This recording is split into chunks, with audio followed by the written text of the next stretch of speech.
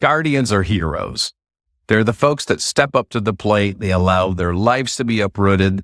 They spend all of their time, money, and effort and love caring for the kids. And yet, they still often get hurt in the process because they make mistakes.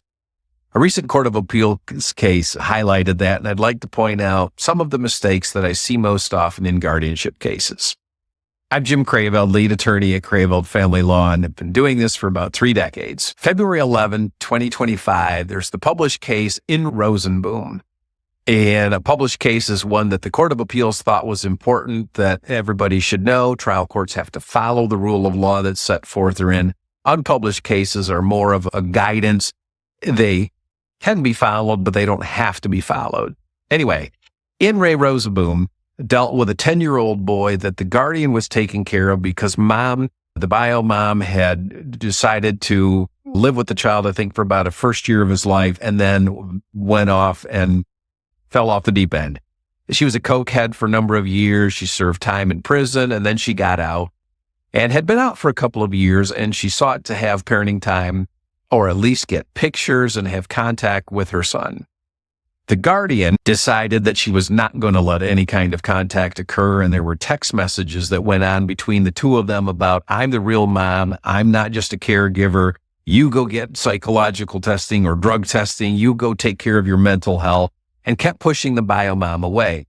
So in Rosenboom, when the guardian sought to get adoption, to adopt the boy, it got denied because of the mean, bad text and her prohibiting bio mom from spending time with her son.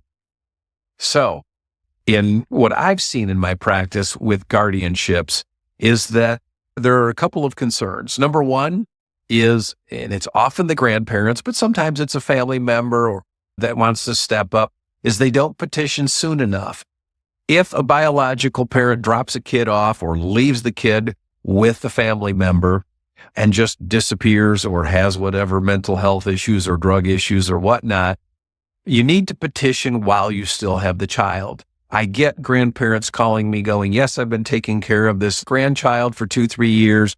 And lo and behold, bio mom, bio dad showed up and said, I'm taking the kid back. The minute they do, you've lost your ability to petition for guardianship, even though you've been the one being there, stable, providing for everything for this little kid. So if you're taking care of your grandkid or taking care of a niece or nephew, and you're stepping up to the plate to help this kid, contact an attorney about when you need to file for guardianship. Then another one of the mistakes is if you've got a guardianship order in place, you need to have specific child support in place, because one of the factors that the court system will look at down the road is, was the bio parent, bio mom, bio dad, biological mom, biological father, providing child support for the minor child? If there's no order, they're going to go, I didn't know I had to pay child support.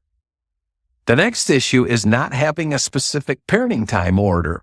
For example, if it is you can see the child every Saturday from noon till 3 and they don't exercise it, you've got a history where you can show 2 years they had the right to visit with the child. Maybe it's in a supervised setting, but they had the right and they didn't exercise it.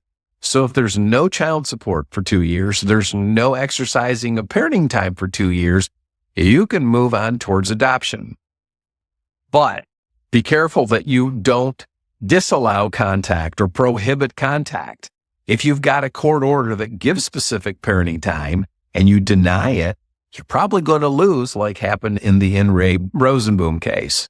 So, in conclusion, when it comes to guardianship and taking care of a little family member, whether it's a grandkid or a niece or nephew, contact an attorney, get someone who's experienced with minor guardianship who can direct you on when to file, how to set that up, so that you have something that will help you out down the road if you decide to move towards adoption.